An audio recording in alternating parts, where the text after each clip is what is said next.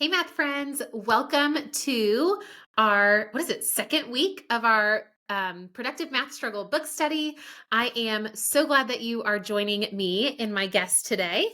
If you would, go ahead, say hello in the comments and let us know what you are thinking about the book so far. Give your favorite emoji or something. I don't know. Rate it 1 to 5, whatever you want to do, but let us know what you were thinking about the book. I have loved it so far. It's been so fun. We had such a great conversation last week with John Sangiovanni, and I'm looking forward to getting to chat with my friend Keanna about chapter 3, which is building a community for productive struggle. So before we get started, I'll introduce myself. My name is Brittany Heggie. I am the math brain behind Mix and Math, and I'm here with Keanna. So Keanna, if you want to go ahead and introduce yourself, although I'm sure y'all probably know Keanna, but go ahead. Hi, I'm Keanna Ecker, also the Art of Funology in the internet space. I am stepping into a new role next year. I'm still currently teaching, and I will be teaching advanced content math for second grade, third grade, and fifth grade. So still teaching that typical grade level, the grade level standards, but just at a deeper level, requiring those higher levels of thinking. I'm really excited to be instructional support. But I also create resources for other upper elementary math teachers and share upper elementary math tips and lifestyle teaching things on social media. Yes, I love. Okay, so first off, I know a lot of people like in the online space, and I've never actually met them in person. Keanna and I actually got to meet in person in 2022, and so it was so fun to like see her in real life off of the internet. But I always love following her on Instagram and her YouTube channel, and yeah, it's just so fun. And then you're married to an educator as well, which is like I feel like my own love story with me and my husband. So Yes, it's a lot of parallels between the two of us. It's pretty cool. yeah, it is. So, all right. Well, enough about us. We are here to talk about building community, a safe community that allows for productive struggle. And so I thought I would kick us off with this quote from page 50 of the book. It says, strong communities have members who have shared goals and experiences, who feel empowered to contribute, who trust one another and feel understood and capable as individuals. And it's so interesting. I was talking to a teacher friend the other day about this, and I feel like it really kind of depends like what circle you're in. But probably a good like generalization is I feel like we often don't prioritize just how important like our community in the classroom is, because students bring with them like so many anxieties or negative beliefs about math. And then when we don't emphasize having that safe community, it's really hard to implement some of these things that we're going to talk about all throughout this book study if they don't even feel good about themselves as math learners and don't feel safe to take risks in the classroom, to raise their hand, to be wrong. I don't know if that's kind of like what you're seeing or what has been your experiences in the schools that you've been in, or even just like the discussions that you've been a part of. But I think we don't talk about the math community enough. For sure. And I also feel like something I notice a lot, especially working with my high achieving students, is that like need for perfectionism and not having that comfortability to make mistakes because they don't feel safe or they feel that someone in the classroom is going to judge them. And so for me, it's really important to create that classroom community.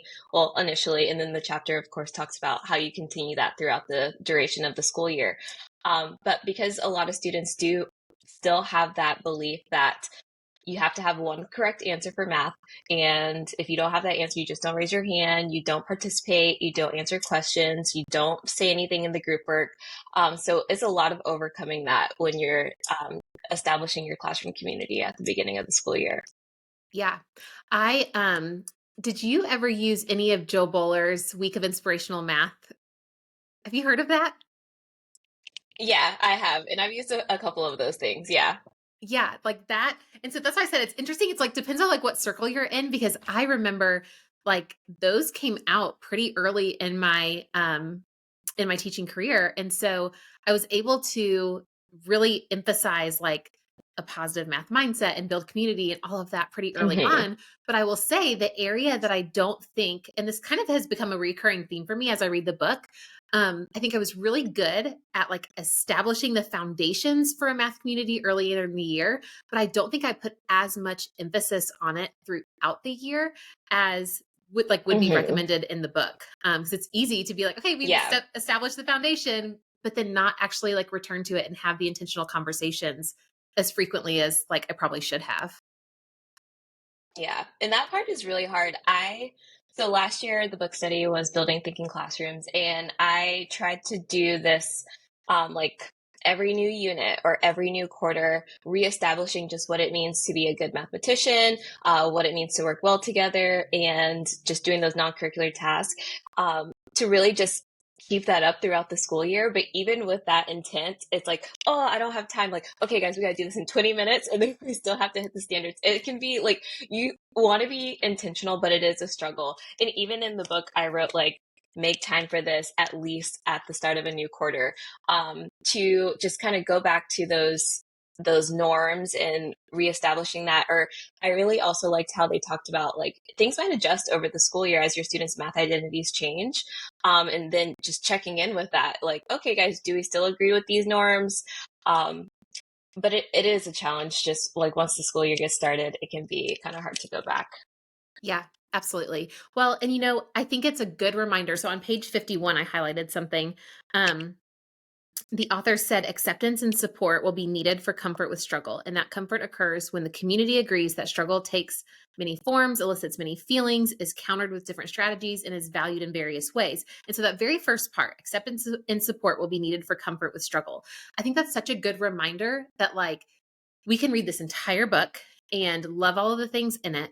But if we are not intentional to create a community of acceptance and support, like all of our efforts with struggle are kind of like null and void. Like students aren't going to feel good or feel comfortable to struggle if they don't have that safe community. And so it's just a really good reminder Hmm. to be like, okay, I know this takes time, but it is so worth it. It maximizes all other Right. efforts if they have that safe space. So I love that they Mhm. pointed that out. And then I loved you talked about those norms, like revisiting those norms and being like, yeah, do we still align with these norms? I love what like that section right at the bottom of 51 that said like the characteristics of communities for productive struggle, um, and just how there's like trust among members.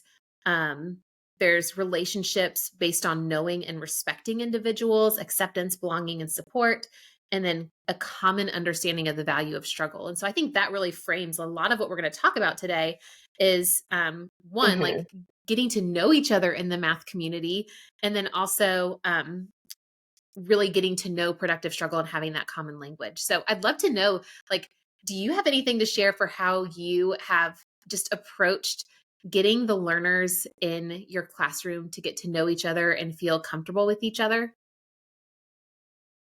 So it's funny, because earlier you talked about how, like, with Joe Bowler's first week, or I call it like the first week of math type Uh-huh. things, you focused on some things and not others. And I feel like I focused a lot on mindset and what it means to collaborate, what it means to communicate.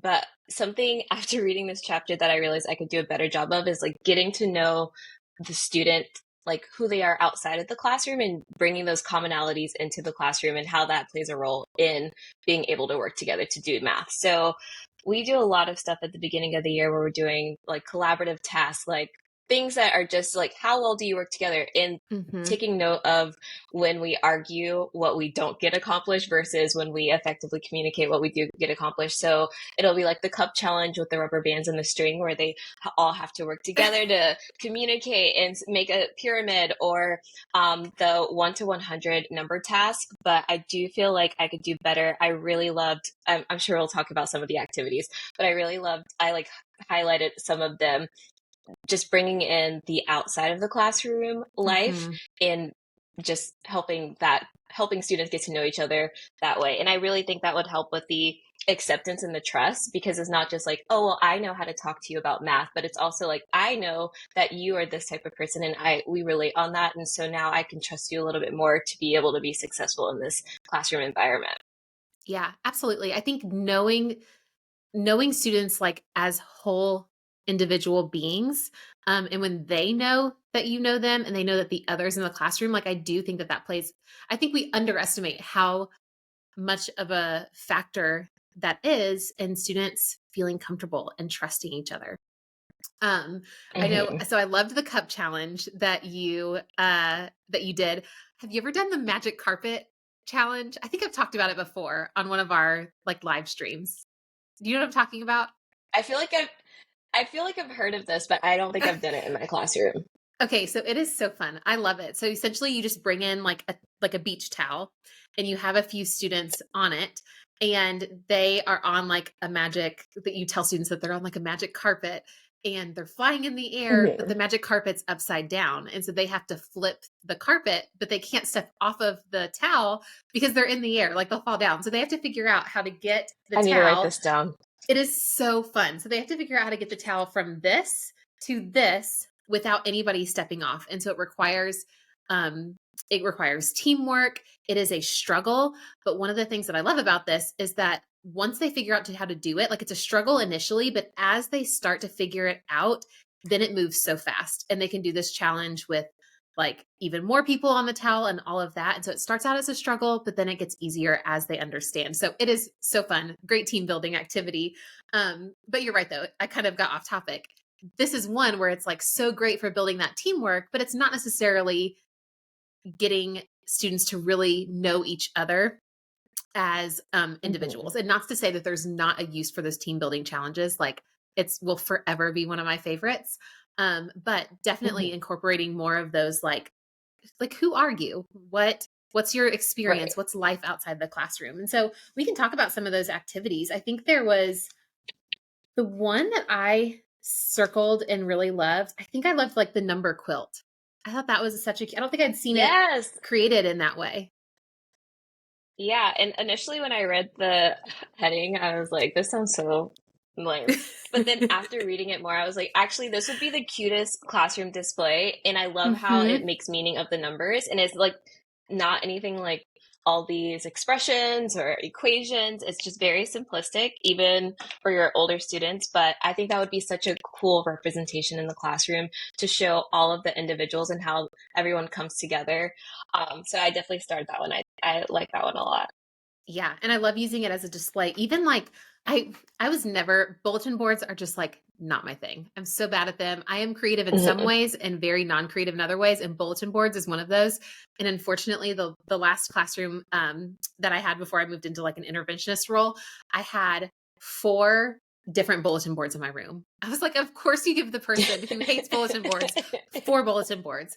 And when I tell you they stayed mostly blank for the entire year. I mean, it was pretty bad. Oh my But gosh. I will say I go to my boys' school and their hallways have such beautiful displays. I was like, even the number quilt in like the hallways of seeing just all of Hmm. these ways that we use numbers and these are the people that make up our classroom. Like, I just love that. It's such a great idea. And I've Yeah, never heard of it it before. is. And Uh, I think if I were to do this in my classroom, I would do not the one that like lifts up. I think that's kind of cool, but I think for us to just quickly be able to gather information about each other, it would be the one where everything is like on the front, like the example at the bottom of 61, where it shows the number and it shows what it represents. It's not like as interactive. And I mhm. think that would be a really cool beginning of the year way to check in with your students. Yeah, I love that. Um, one of the other activities that I starred, and I mean, I've done this before. I think it's actually partly in Joe Bowler's Week of Inspirational Math, but I think it's a really good reminder of how like intentional or explicit we have to be with certain things. So I think it was the group work one, like the good group and what is it called? Good groups Hmm. versus bad groups. And I think this is a theme that I'm kind of seeing in the Yeah. book in general is it's like we can't just assume that students know how to interact in groups and that just by having positive interactions, they'll forever have positive interactions. Like a lot of students need to engage in discussion around like what does like working in a group cooperatively look like? What does struggle look like? Which we'll Hmm. talk about that, divining struggle together. But I think just like a lot of this is just being more intentional to have these conversations and not just assuming that students know how to come into a math classroom and work effectively with each other. Right. And I really like this one because it was a sort. And so they have these different scenarios that they're working with in a small group, and they're able to have those discussions like, would this be good? Would this be bad? Something I typically do at the beginning of the year is we create like a class teacher. And these are the things I keep up for at least that first quarter. And there's several of them, but one of them is good group work, bad group work, very similar to this. And so we're listing like what makes good group work and what makes bad group work, to kind of help us establish those norms once we decide what's good and what's not so good. But I like this sort because it helps students that may not have that background to know like, oh, well, yeah, that wouldn't, or like it just helps them kind of consider what would be good group work, that maybe they hadn't really considered if they were just coming up with ideas on their own. And so they kind of have that chance to discuss, see some examples, and then we can come back together and decide what we want together as a class. Yeah. I love that you put that on like a T chart and that you keep that up, because on page 55, there is a section there that says, let me find it.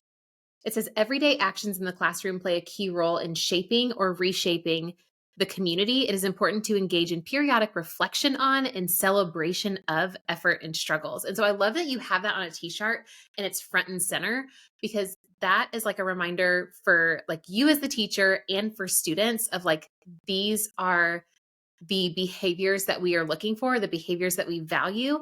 And then we can like directly, refer to that and say, hey, I saw so and so, Hmm. they were doing this, and celebrate that student for demonstrating those behaviors. So I Hmm. love that you have it so front and center. Yeah, I think that's super important. And then when we fall off, which inevitably happens, like, hey guys, remember we decided like that we are going to talk kindly to our classmates or whatever the situation may be. Like we came up with this together. So just establishing or reiterating the whole we, this is our community Yeah. Well, and I parts. think that that's a really big shift. I was actually talking to, Chase Orton not too long ago. He did one of the podcast interviews with me on the YouTube channel. And, we had a really great discussion around the fact that I think so often, or at least a lot of my experiences as a student, is I felt like I was walking into the teacher's classroom. And, Mm-hmm. he just advocates strongly for like, we are in this together. Like, this is our classroom. We are having these discussions. We are setting these norms. And so, I think that that is something like that was a common thread throughout this chapter of, yes, the good group work and the bad group work. And then there was the math pledge, like setting those, like, these are the Mm-hmm. things that we are committing to, defining definitions together. And so I think it can be somewhat of a shift in maybe the experiences that a lot of us had as students of, this is no longer like, this is what we want. This is what of course we're facilitating these discussions, right? Like if somebody's like, we think that it would be so fun to have a brain break every 5 minutes. Like, of course, like, we're not going to do that. But like, we Right. are involving them in the discussions of values and sharing information about why these things are important, rather than like, I don't know, like forcing it on them. Like they are involved in the Hmm. creation of these. And so I love that. Yeah. Yeah, I would definitely agree. And I feel like it helps you throughout the year because you start the school year establishing that they have some ownership in this classroom. They get to Hmm. help determine what the rules are. You're not like setting these established rules. It's not like these are the things I know that I want, but then also you can add your own. Like we are truly coming up with that together, and you just being able to refer back to that all year long kind of just helps you with that classroom management, holding them accountable, because we did this together. Yeah. And so it's really interesting, we're having this discussion, and I'm sure there is like in the back of somebody's mind, it's like, okay, but pacing, and I have to have this done by the second day of school and all of this stuff. And it can feel overwhelming, but I really love that the authors kind of emphasized again about the fact that like actually it was on, hold on, I wrote it on my notes, page 55. They said that we may be paying the price for a weakened community that lacks discussion, engagement, and Hmm. struggle. Learning is most rich and most lasting when students engage, discuss, and develop understanding through struggles and mistakes. And then the next sentence, they Hmm. said, what is understood is not forgotten. And so in this question, I Yes. actually pulled this out and used this in another presentation that I had, this exact quote. But in this discussion of time, like how often do we feel like we are constantly like we teach something and they forget it and then we have to reteach it, and that takes so much time. And so it's like if we're already doing that and it's taking so much time, why would we not look at teaching in this way? Look at building a community, looking at Hmm. teaching for understanding, because while it feels like maybe more time up front, it actually is probably the equivalent of the same time on the back end, like at the end of it all. And so I love that they just Right. like reminded us again that teaching in this way, productive struggle, teaching for understanding, building the community that allows those two things to happen is again very worth it from a time perspective. Right. Yeah, I highlighted that same sentence because I really liked, and this is something that I feel like we were collaboratively planning on a grade level. This is when opinions start to differ a little bit. And so I'm always like all summer pulling these quotes to like justify why we need to start slow to go fast later. But it says like, taking time to build and maintain communities so that students are actively engaged in math discussion and struggle may mean less time is needed for teaching the math content itself. So if we take this time now, the math will come and it will be just fine. I can say this after years of experience, but it's so important. Like we can't cut these like crucial beginning parts of the school year, where we're establishing all of these norms, mindsets, like thinking skills, working skills, communication skills. It's just so much learning that has to happen before we can be able to learn math effectively. Yeah, and the thing is when we do cut these things, inevitably it comes up again. Like I don't know Hmm. how many times I've heard either from teachers that I've been working with or colleagues that will say like, "Oh, I just it's 3/4 of the way through the school year," and they're like, "We just started fractions," and they just won't even try. Like they completely shut down, and I'm like, Hmm. that is not like that's a community thing, right? Like that is a Hmm. like culture thing. And so it's like, yes, we can avoid teaching or not teaching it. We can avoid having these discussions at the beginning of the year, but inevitably they'll come up all throughout the year. If we don't put that time. So again, it's like, where do you want to spend your time? All at once or just spread out? But um, Right. yeah, I fully agree with everything that you're saying there. Yeah. It's important. Okay.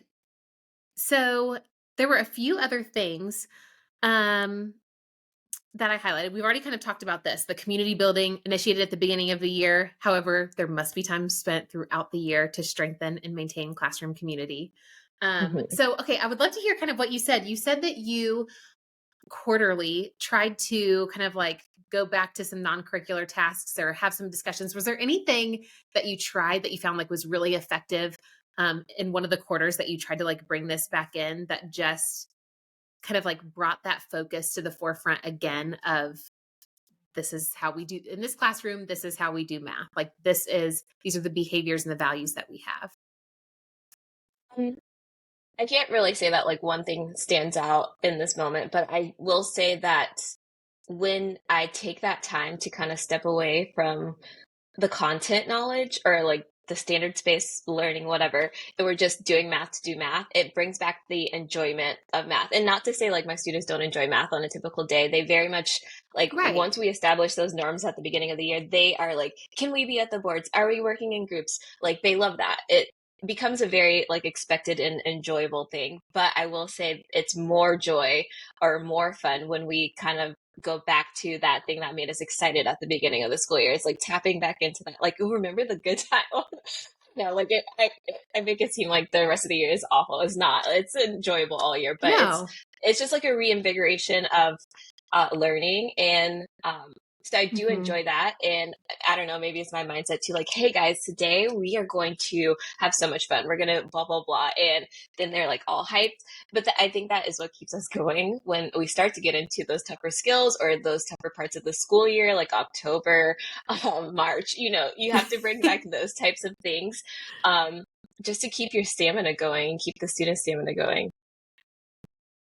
But I think there's a lot to be said for pattern interrupts because that's essentially what it is. Like we get Hmm. into our patterns when we're teaching when we're using like curricular tasks or when we're teaching content.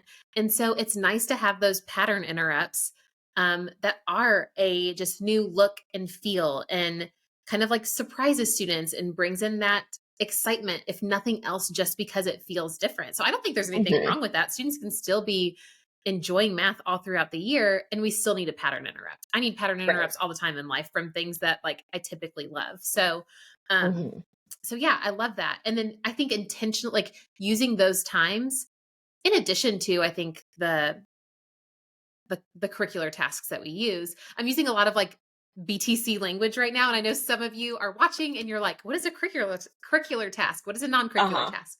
So what I'm saying though is like, let's just say like your curriculum. So you're using your curriculum, and I think we can still have really great discussions around, our values, around struggle, around our community with those um, tasks that come from our curriculum, but using those pattern interrupts as great opportunities to kind of like reinforce like how we do math in this classroom, how we talk to Right. each other. What we believe about struggle is a great idea. And it kind of Hmm. gives you that, like, you're kind of like building in the times that you are going to do it. So you don't get to the end of the year and you're like, wow, we haven't talked about struggle since Right. the first 2 weeks of school. Right. If I don't So, do that, if I don't write that in my planner, it's not gonna happen. Like I can be so like I don't know, like in focus, that's not the correct term, but like thinking about what I want to like accomplish by XYZ time that if I don't put in like, oh yeah, also like take time to like I really love the pictures worth a thousand numbers or whatever. What is it? A mhm. picture's worth a thousand Yeah. numbers. I loved that activity. But like you said, a lot of teachers are going to be at the beginning of the year, like we have this to do, this to do, this to do, I already diagnostic, blah, blah, blah. And so it could be a lot to try to do a lot of these, but I think that this would be such a fun, like mid-year activity. One, we could switch out the quilt that we did at the beginning of the school year, come up with a whole new display. But by now they kind of know each other. They know, like they are able to see how they work together, but this still gives them a little more insight. Like you're bringing in something from home, bringing in a picture from home, and that will like I have to put that in my like January planner to like do a pictures worth a thousand numbers because that's going to help us reestablish that classroom community after the holiday break, and just kind of get to know each other in a different way to help us finish out the school year strong. But you do have to be intentional about like writing it down, planning it, but also like making time to do it in the classroom. Yeah, and it's interesting. I think it's easy for us to underestimate the amount of time and conversations that are needed for this to really become like internal to students. Because when you think about it, like if just and I don't know. These conversations maybe are happening a whole lot more, and so maybe they are coming from classrooms where they have had these discussions, and that's ingrained in them. But I'm sure that there are Hmm. students who have never heard that struggle is a part of learning, and it's something that we value. And so Hmm. with that, they come into the classroom. They have like let's just say you're a fourth grade teacher, so they've had 4 or 5 years of experiences where struggle hasn't been a part of the classroom, where it hasn't been valued. And so 1 week of discussion and activities isn't going to be enough to really change their mindset around this. Like, if you think about it, we are spending 5 weeks together talking about it. Many of us Hmm. have been having these conversations in classrooms over years. And so it feels like, oh, yeah, a week and students will get it. But especially, you mentioned your students at the beginning, our students who are used to getting it easily and quickly. It's going to take much more than a week of these activities to really get them to believe that struggle is something to value. And Yeah. so, um, yeah, so I love bringing in these activities at different parts through the year, scheduling it in your planner or whatever your system is. And I think even like later in the book, I don't want to jump ahead of myself, but I think later in the book, there are some different, like different ways that we can use them as like exit tickets, like having discussions around struggle as exit tickets and bringing those in on like a bi-weekly basis, which if you haven't read that far along, you'll read that soon for anybody Hmm. watching. But even that, I think, just reinforces this idea that in this classroom, your math experiences may look very different than what you've had, and Hmm. that's a good thing. Yeah. And they talk about that on page 52. I highlighted this.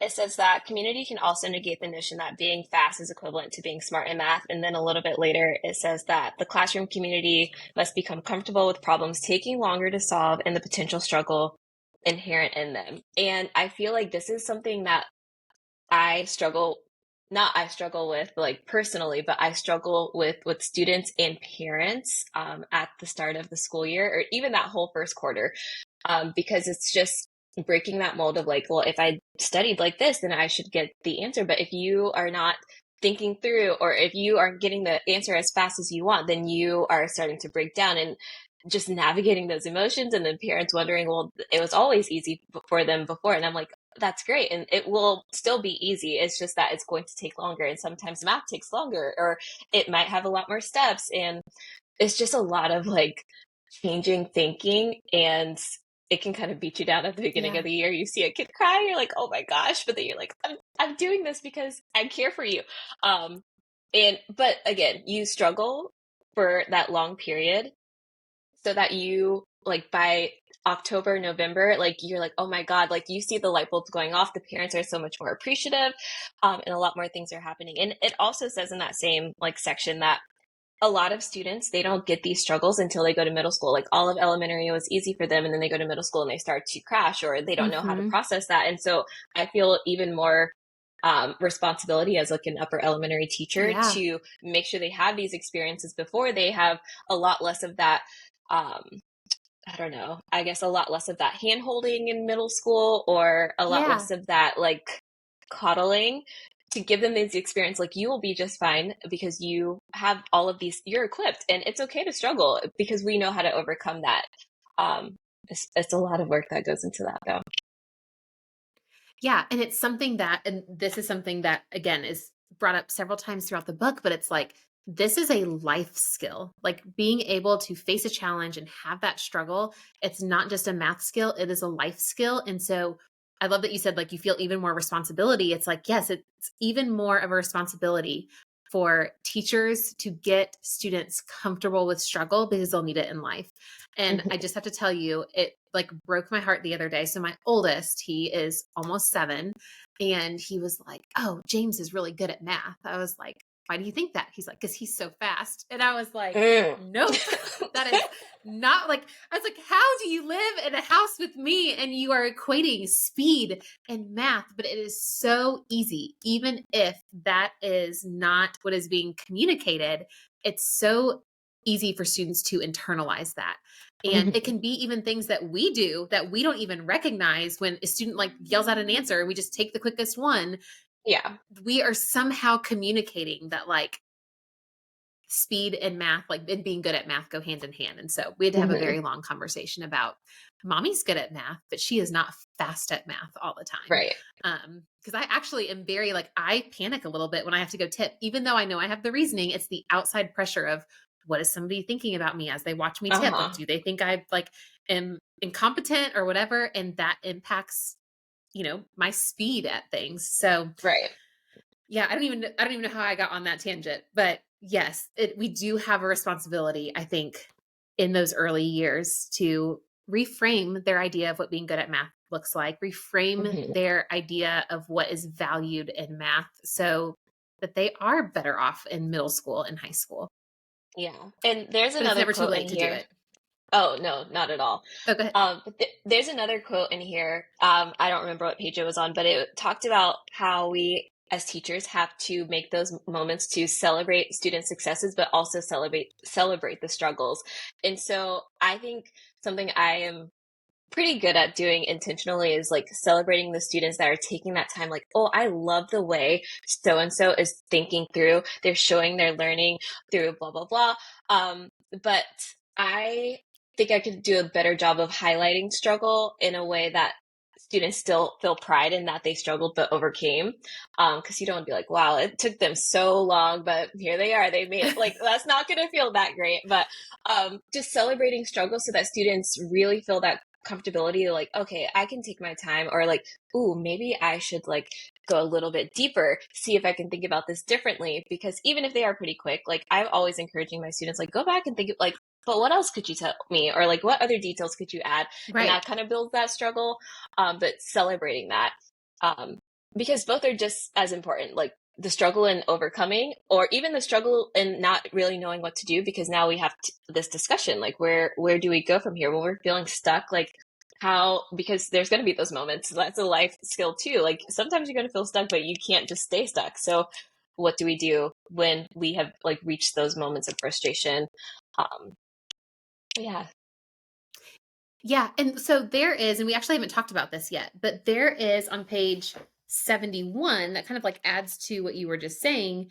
I think when we talk about like what we're praising and what students, I don't want to say like what students think we're looking for, because like we want them to value struggle. Like we don't want them to value it just because we value it. But a lot of times, like I know my little guy is a people pleaser. And so if his teacher says something, you will hear Jeremiah repeating it in class or in his classroom. And so um, I think that it can start with us and sharing what we value, but we want them to truly get to a place of valuing struggle too.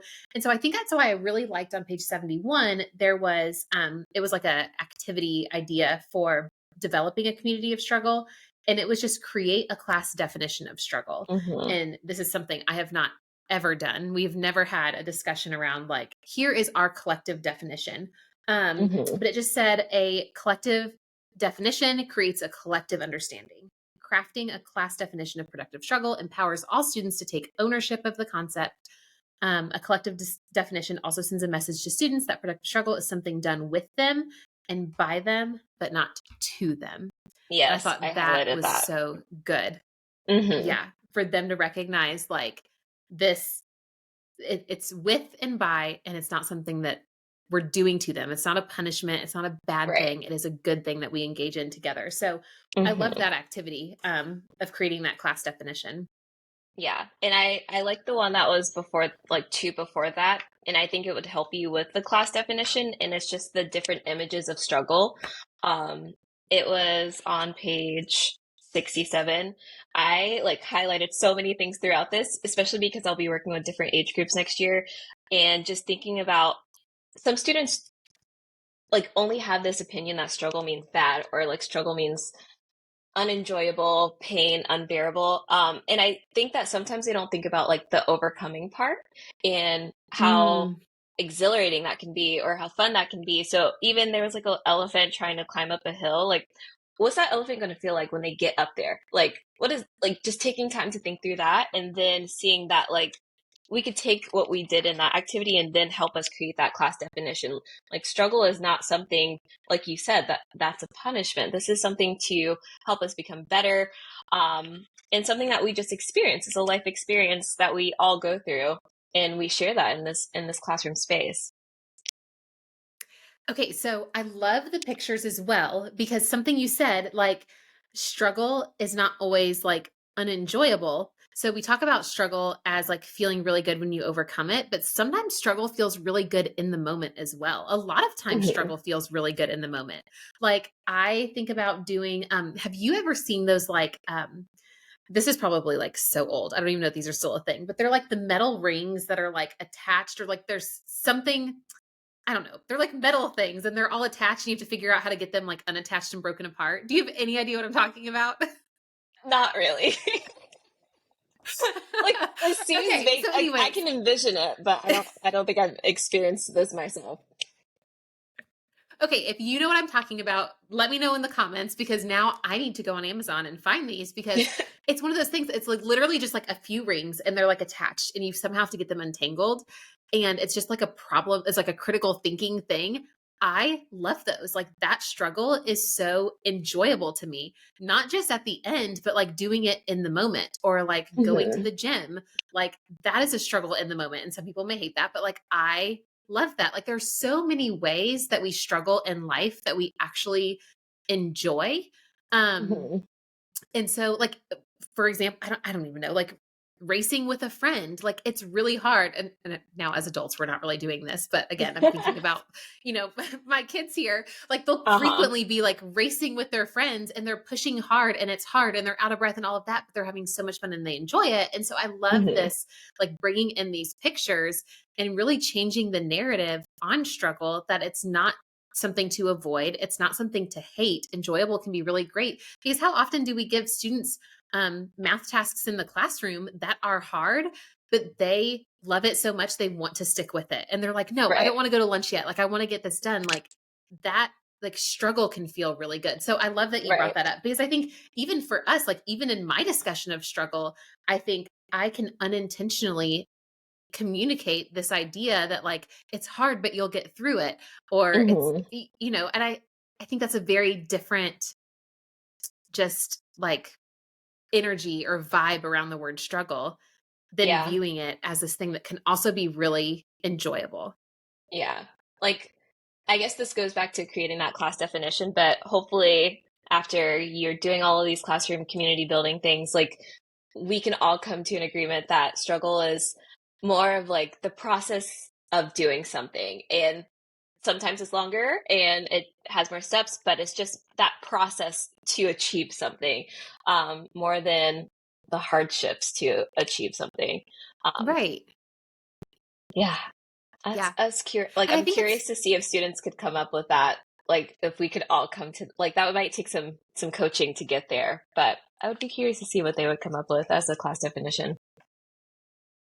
well, yeah, and I think you were spot on when you said I think bringing in those outside pictures, or even like having students, was that the same one, the outside pictures is the one where it was like a time I struggled? Oh, this is the picture of struggle. There's one that's oh, It's the it's the next activity right activity. after that. Hmm. Yep, a time I struggled.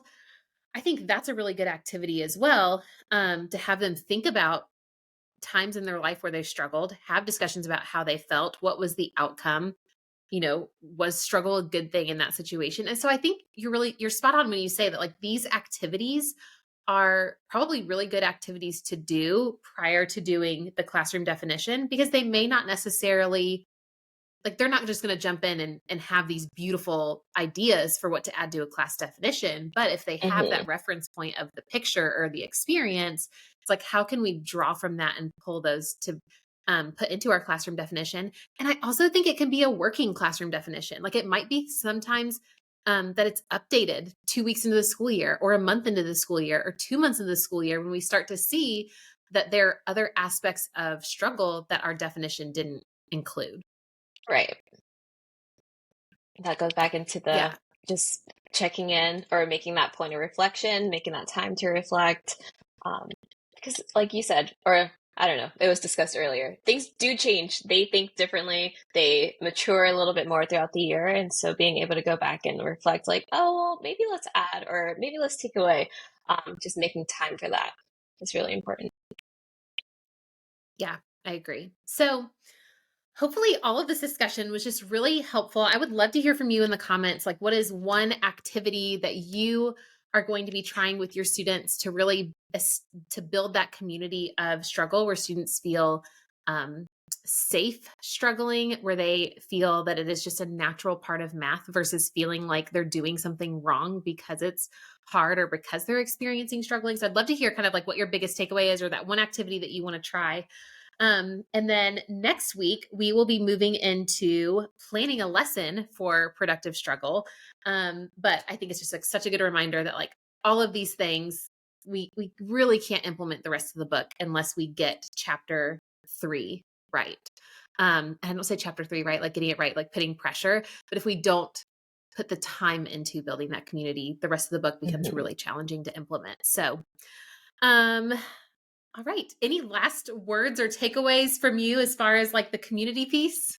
I know we've talked all about community for the last however long. Not really. I'm really excited.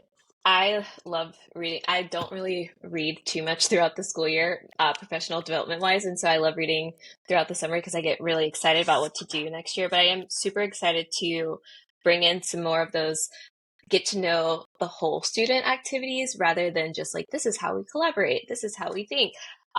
And defining the struggle and bringing those in. Like those are Hmm. some activities I know I'm taking with me are for sure the picture is worth 1,000 numbers, and the other picture activity um, that we just discussed. That's called the picture of struggle, and also the good group, bad group sort. Those like I can't wait. I'm gonna definitely be taking those with me in August when we start the school year Yeah. up. Yeah, and you'll get to try it now in like what, 3 or 4 different grade levels? Because you said you're second, third, and fifth? Yeah. So I have all these different experiences. And I think it's going to be super cool to see what it looks like because the book talks about like, well, maybe with the younger groups it might look like this, and with the older groups it might look like blah blah blah. And so I'm excited to see like what does that look like? And then because I'm going to be their teacher for multiple years, how does that look over the years? Like that's going to be pretty Oh, cool to track yeah. too. So this is that's like the one thing I'm super excited about taking back with me to start the next school year. Yeah. That is awesome. Okay, I know teachers are going to want to follow your journey as you go into this new role and how you implement struggle in different grade levels. So, where is the best place for teachers to connect with you? The best place to connect with me would be on Instagram at the Art of Phonology. You can also check out my blog at theartofphonology.com, and there you'll just see lots of resources that I'm sharing, tips, classroom things, just teacher everything. Yeah. Awesome. Definitely make sure you give Keanna a follow. And thank you so much for joining me. It was so fun to get to chat about this chapter with you. Hopefully, I will get to see you again in person very soon. Yes, we have to And make that thank all of happen. you. Oh, yes, for sure. You're in one of my favorite cities. If I gave my husband the green light, we would be moving there. But we have no reason to uproot our family at the moment. So, anyways, but thank you so much for joining us for this week's book study. We will see you again next week. We will be doing chapter 4. If you have not, make sure you go into the community section of the YouTube channel, comment on the post from last week. You'll have to see a place where you can share your aha moment and then any questions that you have. And I know the community will jump in and kind of support in answering those questions. And then we will see you here next week. I would say same day and same time, but I don't actually know that. I know that there is one week that is a little bit different because of the 4th of July. So I will see you at some point next week. So I cannot wait to talk math with you all again very soon. Bye, everyone. Bye.